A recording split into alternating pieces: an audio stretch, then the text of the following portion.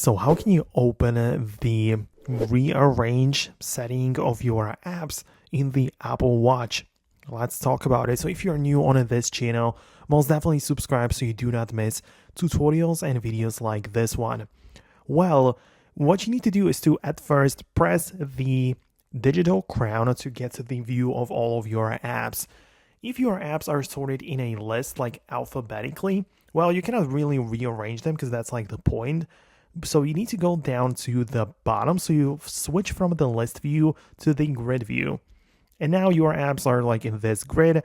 And what you have to do is to hold down on any of those applications, and you can see that they get like zoomed out a little bit and they start to shake, right? So you have the little X icons on the apps that you can delete. Of course, we are now in the edit page. But the point is that you can, of course, just grab the individual icons of the applications and move them to different locations. So as you can see, it's pretty simple that way.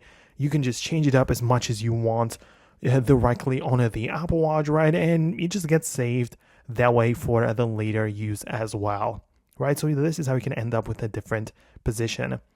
Keep in mind that you can also use the iPhone and go to the Watch application, where you also have the ability to rearrange applications, right? So when you go to the app view, you can click on the grid view in here and click on arrangement, which makes all of your apps show up in this like large screen. And it's obviously much easier to do it on the iPhone than on the Apple Watch. So you get to pick which method you go with, but at the end of the day, this is how it works.